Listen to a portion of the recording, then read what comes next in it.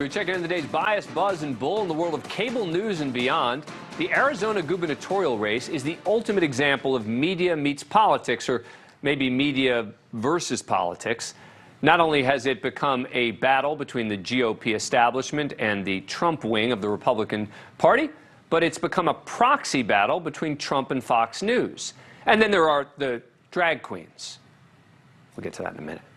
Former local anchor Kari Lake has become a darling of the Trump movement and is currently the favorite to win the nomination over Karen Taylor Robson. But somehow alleged hypocrisy surrounding drag queens has become an issue. Roughly 2 weeks ago, the Washington Post brought attention to Lake's campaign with a breathless article. The headline that read, quote, Arizona GOP candidate who criticized drag was once a fan, drag queen says. Not typical coverage for an Arizona candidate by a paper in the nation's capital. On the day that article came out, Lake went on Fox News and was asked about that by Brett Baier.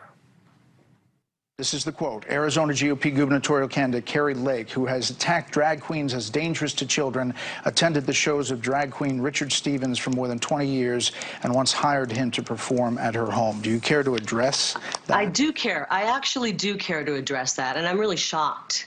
I'm actually appalled that Fox News would take a defamatory story like that, and we are pursuing legal action against this drag queen. I'm appalled that you would bring that up when you have not talked about our stolen election. He'd actually talked about it a number of times already, and Brett Baier did not take it lying down. We just spent 3 questions, Ms. Lake, talking about this.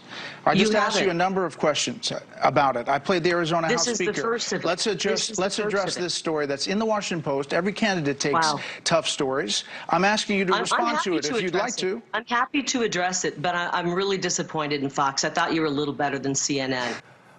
There is no bigger insult than to compare Fox to CNN while on Fox News. Nonetheless, Lake eventually addressed Draggate. This is a person who I covered for decades, 20 years, and he's never been in my home. He says he's been in my home for a drag show. That's ludicrous. He's never been in my home. He's lied. We tried to serve him defamation papers. I'm really appalled that you would spend time on a false story like that. It's shocking.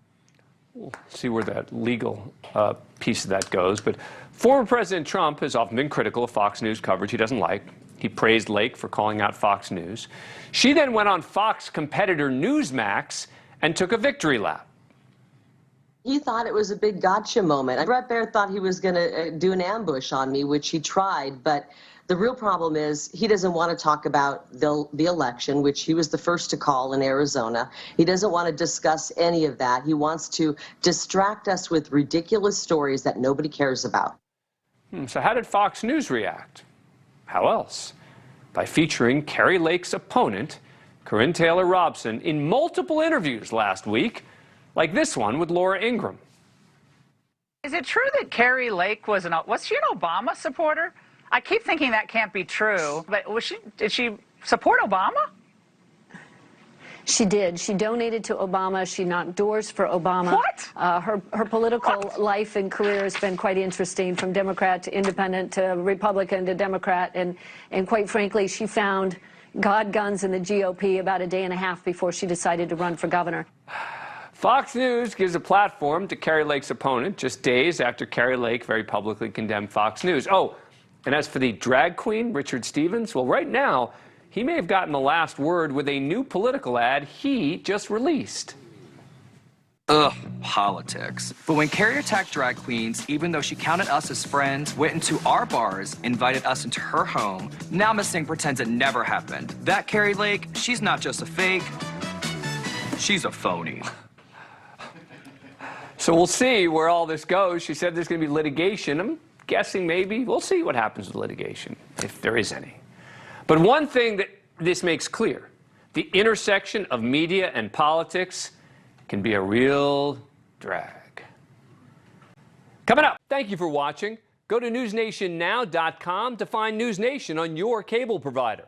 And don't forget to click the red subscribe button below to get more of NewsNation's fact-driven, unbiased coverage.